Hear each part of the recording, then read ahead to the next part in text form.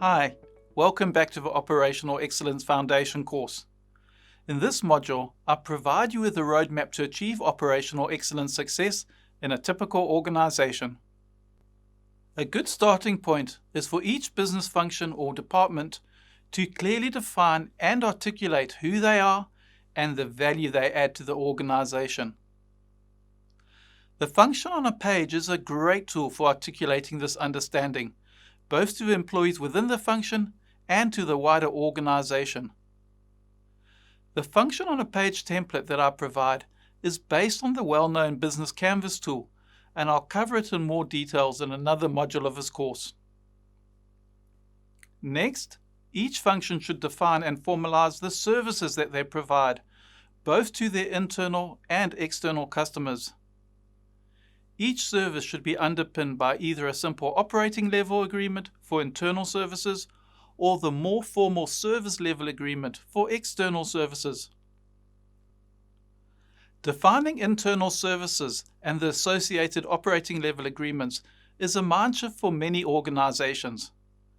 However, in my experience, it really does lay an excellent foundation on which to build a strong service culture. I'll discuss business services in more details in one of the upcoming modules. Next, each function should ensure that they have clearly defined roles and responsibilities for all of their process activities.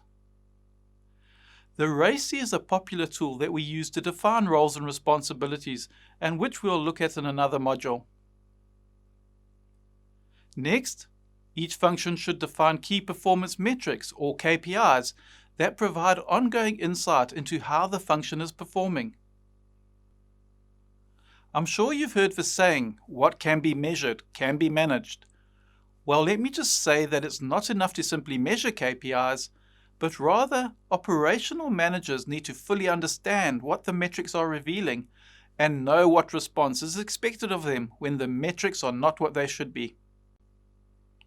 I once visited a new customer who proudly invited me to attend one of their operational team's morning meetings.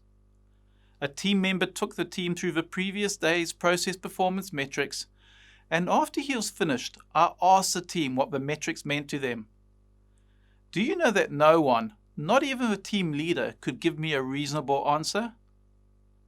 Now, I want to stress that daily team meetings are an important practice within operational excellence.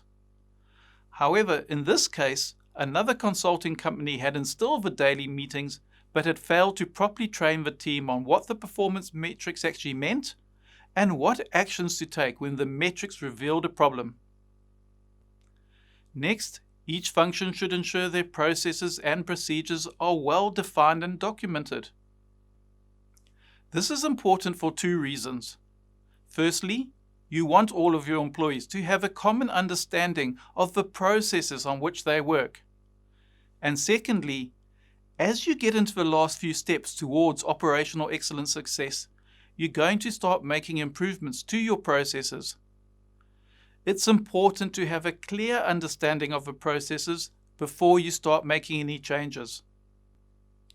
Next, each function must evaluate how their employees are performing their role in relation to the documented processes and procedures. I often find that while the processes are defined one way on paper, not all employees follow the documented process. It's important that all employees agree on the processes and execute them in a standardized manner.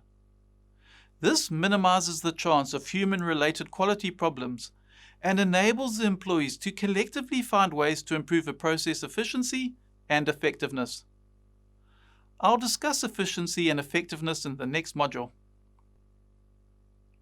As I mentioned, some of the final few steps involve making changes to the processes.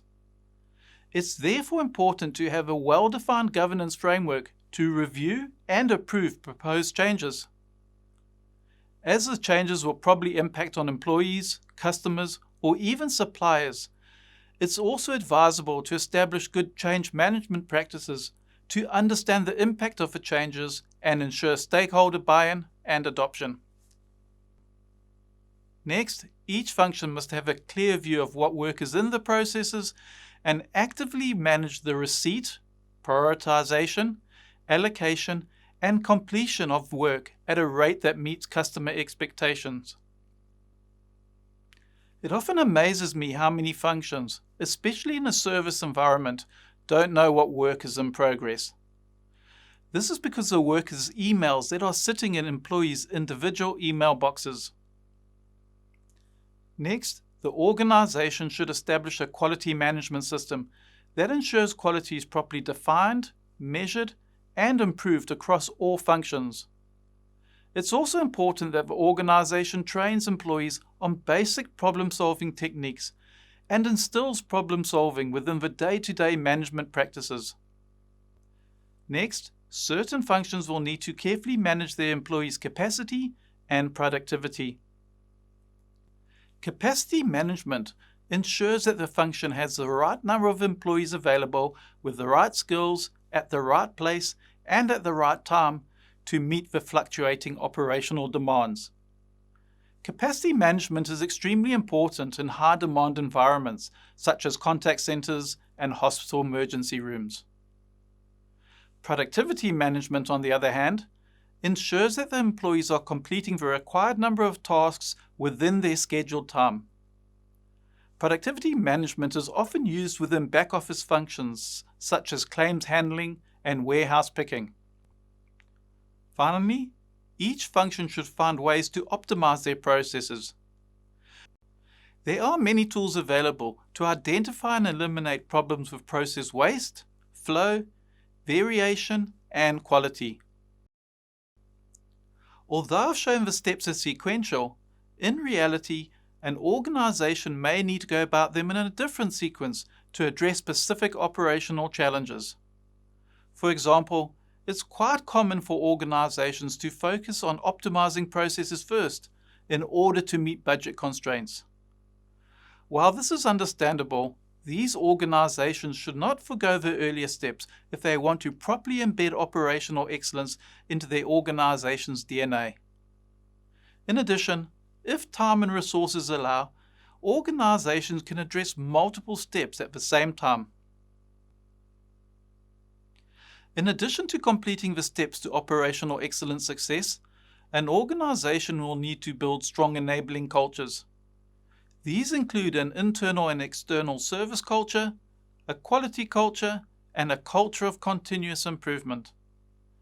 In addition, the organization should develop within their employees specific personal skills that will enable them to fully engage with operational excellence.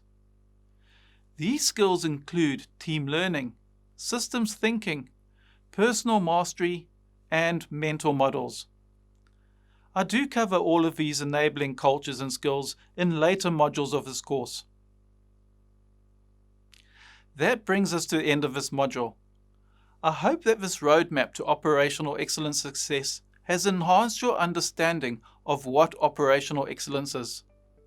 I'll see you again in the next module, where I'll discuss efficiency and effectiveness.